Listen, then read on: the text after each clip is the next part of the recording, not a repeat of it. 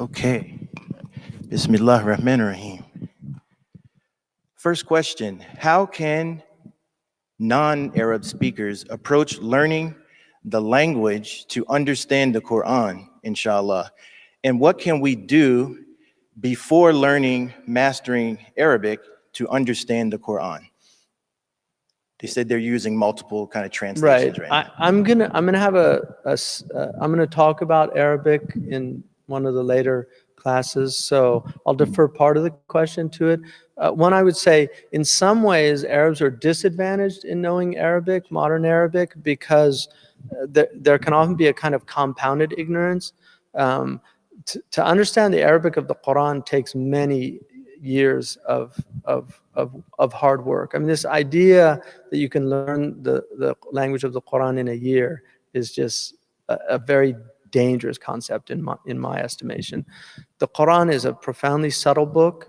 It lends itself to multiple possibilities, and it takes a really long time. Now, you can get obviously the core messages of the Quran, like if Allah says "Attaqullaha haqqa tuqatihi," any Arab that knows Arabic today would basically understand what that means. I mean, he might not understand that taqwa is a very specifically defined type of word, or he might not understand the derivation of the word from, waqiya, yaqi, wiqaya, which is prevention, and that taqwa is a masdar, and those aspects of it.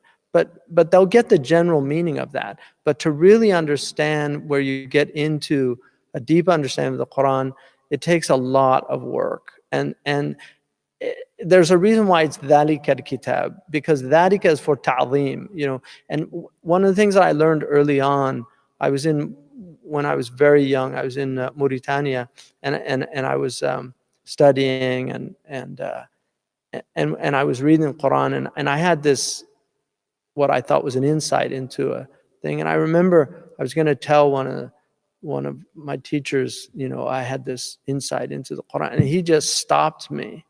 He said, no, like, you're not ready to do that. Don't, he just said, "Ittaqillah fi kitabillah."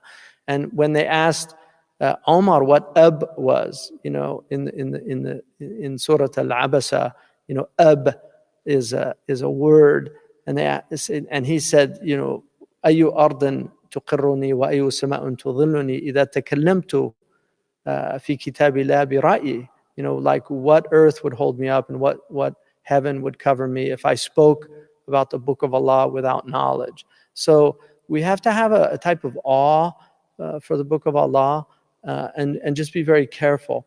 What the Ajam has direct access to is the ibadah of tilawa.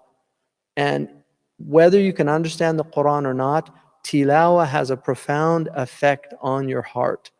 And this is just a fact. So if you do, and there's something very pleasurable about the Quran, about tilawa. It takes some time to get there. Like, if you look at the body just as an analogy, exercise is difficult. But once you actually start doing it, it becomes very pleasurable. So people that exercise on a regular basis, they feel bad on the days they don't exercise.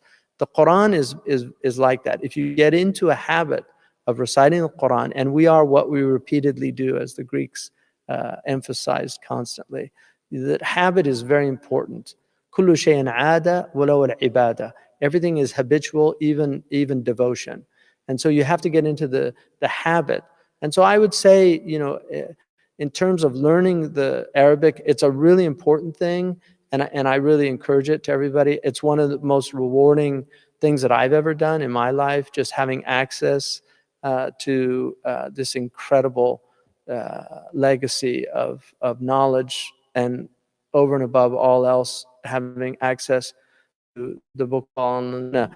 But my own experience, and I guarantee you, there are many times when I've read the Quran and I thought I understood it.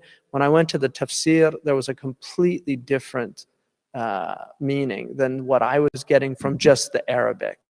And so, and he asked me, I was in Malaysia last year, and a really, really wonderful a Singaporean person there asked me, they had been troubled about the idea that the Quran had lacunae. They had taken a course at the university, and they said, in the course, they pointed out that the Quran can only be understood with tafsir. And they couldn't understand how the revelation of God how it couldn't stand on its own, that it would need tafsir. And while the Quran definitely does stand on its own as the book of Allah, it does need commentary. And the reason it needs commentary is because Allah has made it absolutely necessary to have a transmission. In the Quran, Allah says, "Innahu dhikrun laka wa liqawmika." It is a reminder for you and for your people. Imam Malik said that verse means a man saying, I heard from my father who heard from his grandfather. That this is a transmitted book. And this is why even to this day, when you learn the Quran, you learn it through isnad if you're learning it properly. So you study with somebody who studied with somebody all the way back to the Prophet ﷺ. And so you have chains. Every qari has a chain back to the Prophet ﷺ if they learned it properly. And so that's part of the nature of our religion, is that it's transmitted. Next question.